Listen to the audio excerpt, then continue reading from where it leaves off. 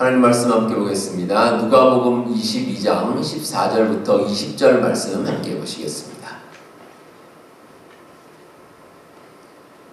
하나님 말씀 찾으신 대로 한 절씩 교독하겠습니다. 때가 이름에 예수께서 사도들과 함께 앉으사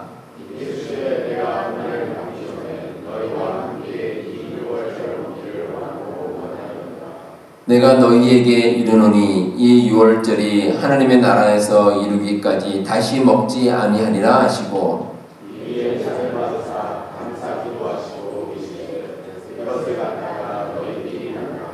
내가 너희에게 이르노니 내가 이제부터 하나님의 나라가 임할 때까지 포도나무에서 난 것을 다시 마시지 아니하니라 하시고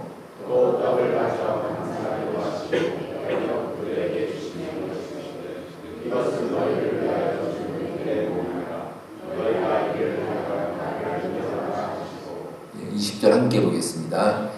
저녁 먹은 후에 잔도 그와 같이 하여 이르시되 이 잔은 내 피로 세우는 새 언약이니 곧 너희를 위하여 붓는 것이라. 아멘. 네, 오늘 우리가 종려주일 예배로 함께 드립니다. 제가 설교를 시작하면서 여러분들 그림 하나를 여러분께 한번 보여드리도록 하겠습니다. 이 그림 보이시죠? 많이 보신 그림이시죠?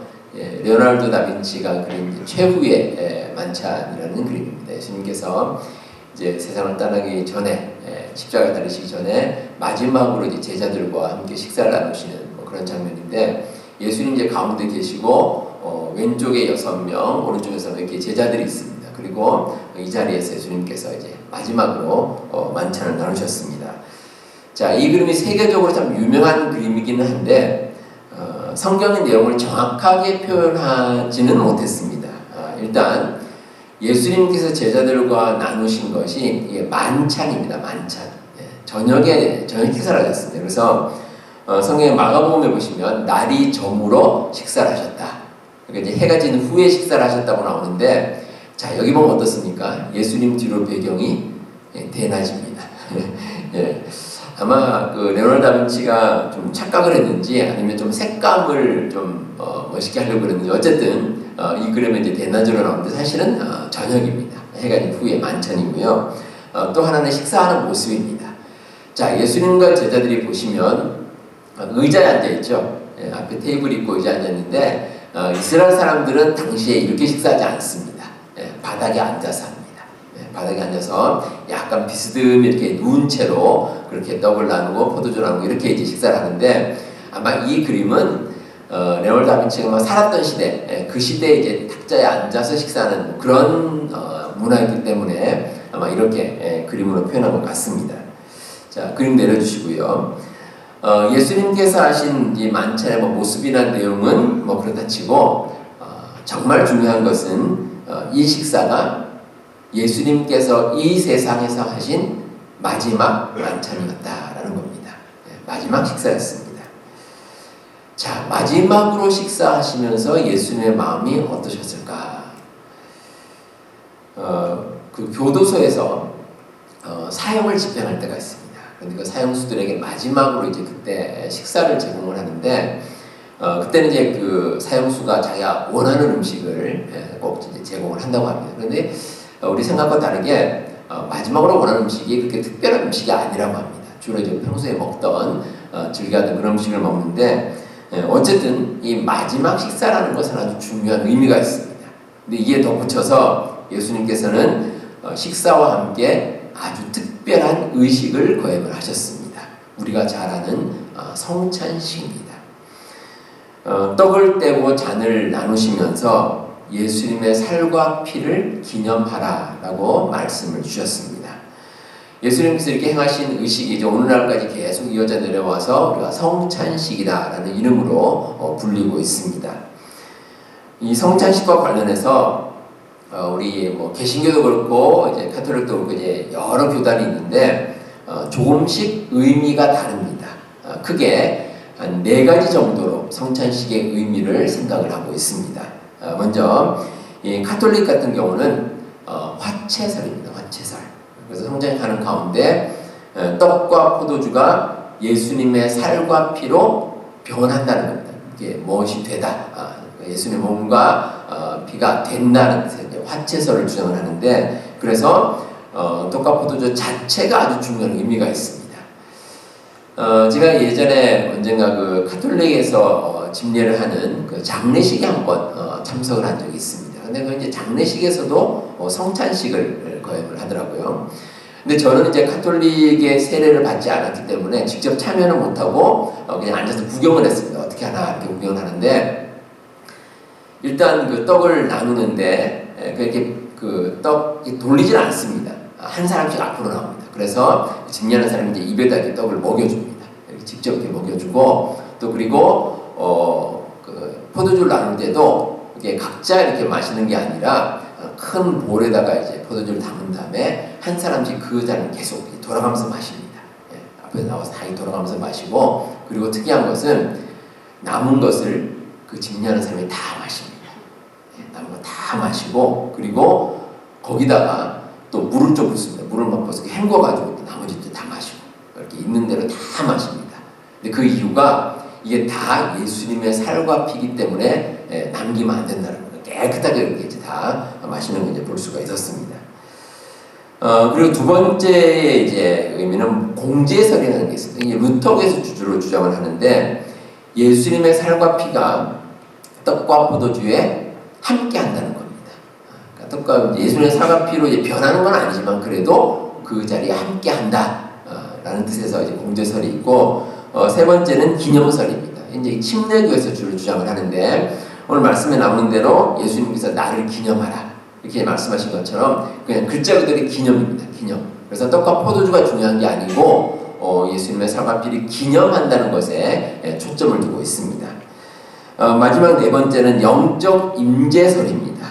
우리 교회가 속한 이 장로교회의 기본 교리입니다. 그래서 여러분들 꼭 좀 기억을 해두시면 좋습니다. 우리 장로교회에서는 이 성찬식을 어떻게 보냐면, 성찬식 하는 자리에 성령께서 함께 하셔서 예수님의 임재를 우리가 체험한다는 겁니다. 그러니까 성찬식을 하면서 예수님께서 이 자리에 함께 하시고 우리에게 의미를 준다라는 것을 우리가 기억하는 것, 기념하고 또 그 자리에 함께 한다라는 이제 영적인 임재, 예수님의 임재를 우리가 체험하는 것, 이게 이제 성찬식의 가장 큰 의미다라고 우리 장로교는 생각을 하고 있습니다. 자, 이렇게 교단마다 성찬식에 대한 이해는 조금씩 다르지만 한 가지 공통점이 있습니다. 성찬식을 통해 예수님의 뜻을 되새기는 겁니다. 과연 예수님께서 이 성찬식을 통해 무엇을 말씀하시는가? 예수님의 뜻입니다. 예수님께서 이 땅에 오신 목적이 무엇이고 또 우리를 위해서 어떤 일을 행하셨는가, 그걸 이제 성찬식을 통해서 우리가 알 수 있게 되는 겁니다. 자, 그러면 오늘 말씀에 기록된 성찬식은 어떤 의미가 있는지 몇 가지 특징을 한번 살펴보도록 하겠습니다. 자, 먼저 성찬식은 우리에게 예수님께서 6월절 어린 양과 같이 되셨다라는 것을 말씀하고 있습니다. 6월절이라는 것은 이스라엘 백성들이 지키는 아주 중요한 명절입니다. 6월절이 유래는 이제 출애굽 당시로 거슬러 올라가는데, 이스라엘 백성들이 애굽의 노예로 있다가 이제 하나님의 은혜로 애굽에서 나오게 됐습니다. 이제 마지막으로 하나님께서 10가지 재앙을 내려주셨는데 그 중에서 마지막 10번째 재앙, 그 재앙이 있기 전에 6월절 의식을 거행을 했습니다. 그래서 당시 이제 애굽에 있는 많은 사람들, 이 사람들은 10번째 재앙으로 인해서 큰 화를 당했는데, 그런데 이스라엘 백성들은 그 화에서 벗어날 수가 있었습니다. 그때 6월절에 어떤 의식을 거행했느냐? 흠 없는 어린 양, 흠 없는 어린 양과 그리고 무교병으로 누룩이 들어가지 않는 떡으로 식사를 했습니다. 그런데 그게 바로 예수님을 상징한다는 겁니다. 오늘 말씀에도 예수님께서 6월절에 제자들과 식사를 함께 하셨습니다. 그런데 이 어린 양을 함께 나누는데, 그 어린 양은 단지 이제 먹는 것, 고기를 먹는 것뿐만이 아니라 그 피를 어떻게 하냐면, 그 애굽에서 나올 때 그 당시에 집 문설주에 발랐습니다. 그래서 그 집 문술주에 바르면 그러면 하나님의 진노가 그 집은 피해 갔습니다. 그래서 이제 유월절이라는 이름 자체가 영어로도 패스오버를 그러죠. 이렇게 넘어간다, 지나간다 그런 뜻인데 하나님의 진노가 분명히 내려야 되는데 그 집은 지나가는 겁니다.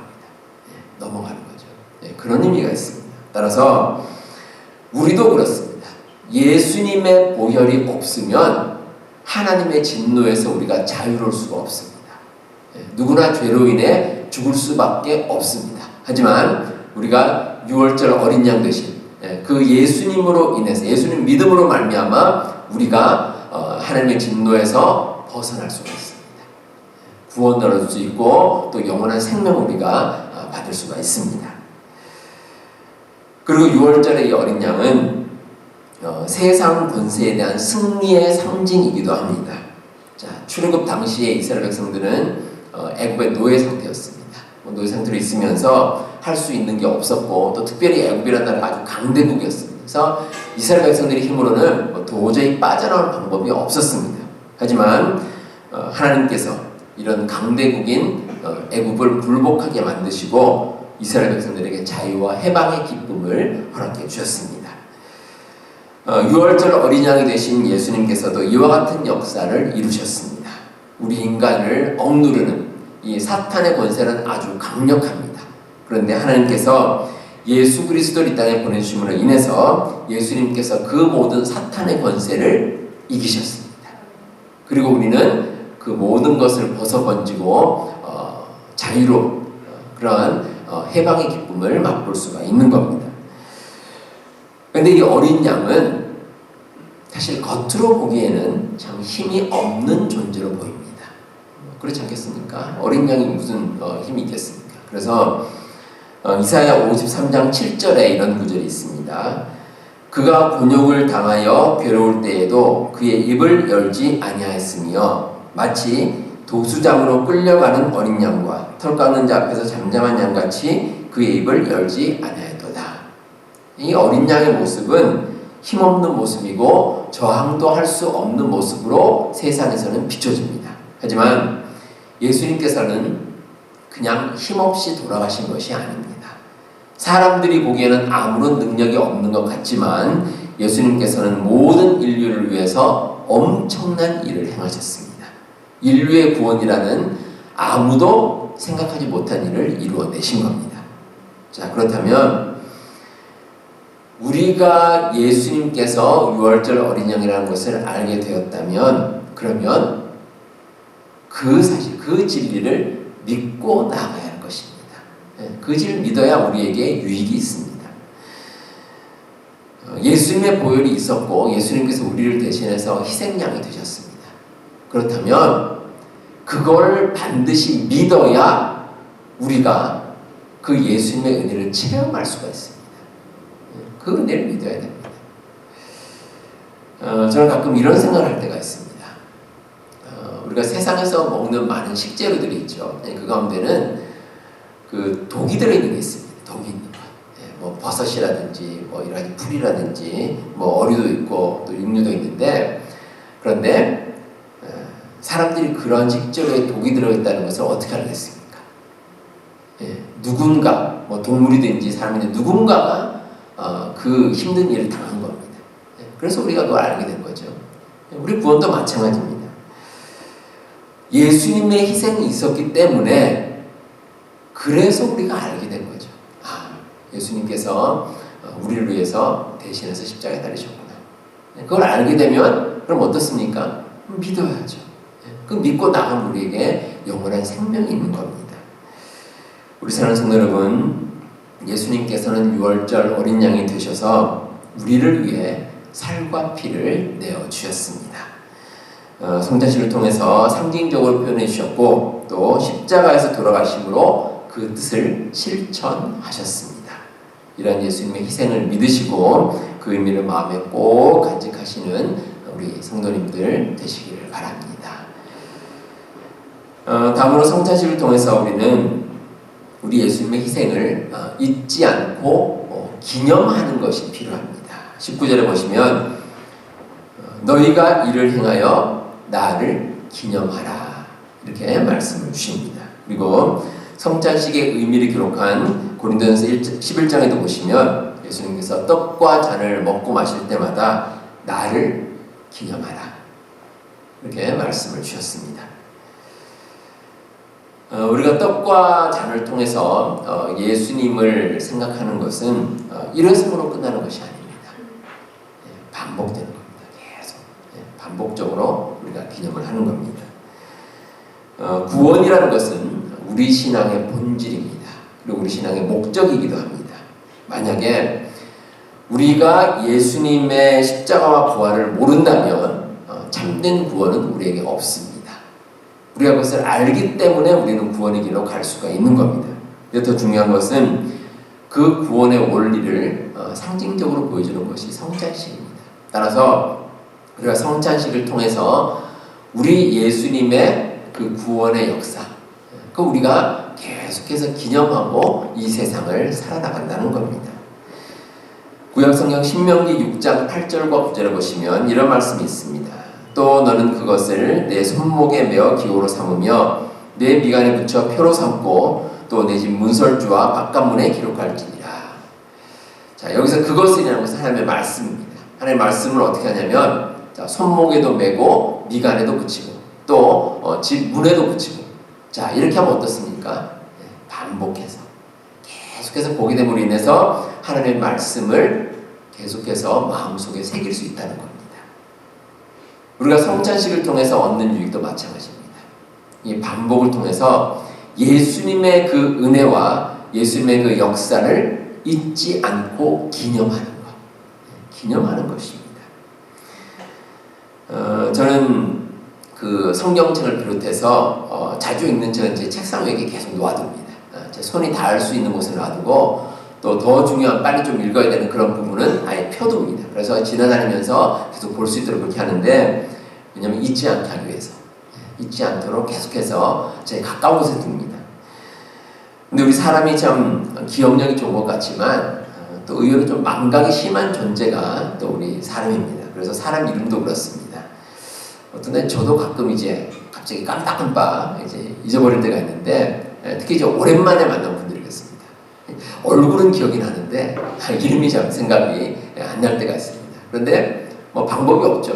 단 하나의 방법은 계속해서 반복적으로 이제 기억을 하는 겁니다.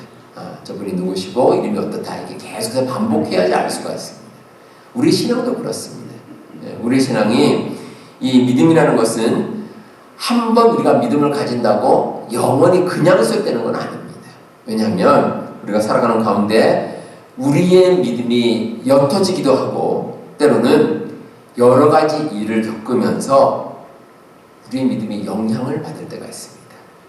어려움을 겪고 힘든 일에 빠질 때도 있습니다. 우리의 신앙에 분명히 업앤다운이 있습니다. 그럴 때 중요한 것은 우리가 새로운 각오를 가지고 믿음을 새롭게 다지는 겁니다. 그럼 예수님을 기념함으로써 다시 한번 신앙적으로 힘을 낼 수가 있습니다. 특별히 어려울 때 그렇습니다. 우리가 어려울 때 새로운 힘을 주는 것은 우리 예수님께서 함께 하심으로 가능합니다. 우리가 사순절을 보내면서 결단의 찬양으로 내 삶의 이유라 라는 제목의 찬양을 부릅니다. 그 찬양의 처음 시작이 이렇습니다. 예수는 내 힘이요 나의 기쁨 내 참 소망. 자, 예수님께서 나의 삶의 힘이 되십니다. 나의 생명이 되시고 나의 참 소망이 되시고 나의 기쁨이 되십니다. 특별히 우리가 힘들 때 어려울 때 나의 힘이 되시는 분은 바로 예수 그리스도십니다. 그래서 우리가 믿고 의지하고 나가는 겁니다. 예수님의 희생을 기념하는 성찬식도 그렇습니다. 우리가 일상생활 가운데 우리가 늘 예수님을 늘 기억하고 살지는 못합니다. 하지만 구원을 선물로 주신 우리 예수님의 사랑을 적어도 잊지는 말아야 할 것입니다. 우리 삶 가운데 우리 예수님을 늘 생각하고 살아간다면 그 가운데서 우리가 다시 한번 힘을 낼 수가 있습니다. 우리 여러분들 성찬 예식을 통해서도 예수님의 희생을 잊지 않고 기념하시는 우리 성도님들 되시기를 바랍니다. 마지막으로 우리는 성찬식을 통해서 받은 은혜를 널리 전하는 삶을 살 수 있기를 바랍니다. 자, 성찬식은 예수님의 살과 피를 기념하는 의식입니다. 그런데 우리가 그 기념함으로써 우리 자신이 또 새로운 힘을 얻고 새로운 은혜를 받고 또 그 받은 은혜를 함께 나누는 것이 우리의 모습이 되어야 할 것입니다. 나만 간직하고 있는 게 아닙니다. 함께 나누는 것입니다. 우리 은혜라는 것은 내가 혼자 독점하는 게 아닙니다. 모두가 함께하는 것, 모두가 나누는 겁니다. 요즘 그 세계적으로 이게 관세 때문에 뭐 여러 가지 뭐 왈가왈부하는 게 많고 여러 가지 뭐 이런저런 말들이 많은데 경제적으로나 외교적으로 서로 이제 갈등하는 뭐 그런 모습을 우리가 볼 수가 있습니다. 그런데 우리가 받은 은혜는 이런 것과 다릅니다. 이런 것 같이 뭐 어떤 한 나라가 잘 살고 한 나라가 이익이 된다 이게 아니고 모두가 좋은 겁니다. 모두가. 우리가 은혜는 나누면 나눌수록 커지는 겁니다. 우리가 살아가는 가운데 예수님을 통해 받은 은혜가 분명히 있습니다. 여러분들 삶 가운데 있고 그 은혜 정말 여러분들이 그 은혜를 통해서 내가 힘을 얻고 유익을 얻고 기쁨을 얻는 은혜가 반드시 있습니다. 그렇다면 내가 받은 은혜를 함께 나누는 것이 꼭 필요합니다. 그러면 그 은혜는 점점 확장될 수 있고 점점 커질 수가 있습니다. 우리 사랑하는 성도 여러분, 오늘 예수님께서 십자가를 지시기 위해서 예루살렘으로 입성하신 종려주일입니다. 예수님께서는 유월절 어린 양처럼 우리 모두를 위해서 희생 제물이 되셨습니다. 예수님께서 베푸신 마지막 만찬을 우리가 기념하면서 예수님의 은혜를 널리 전하는 삶을 살아야 할 것입니다. 예수님께서 주신 그 보혈의 은혜가 여러분 삶 가운데 늘 함께 하시기를 주님의 이름으로 기원합니다.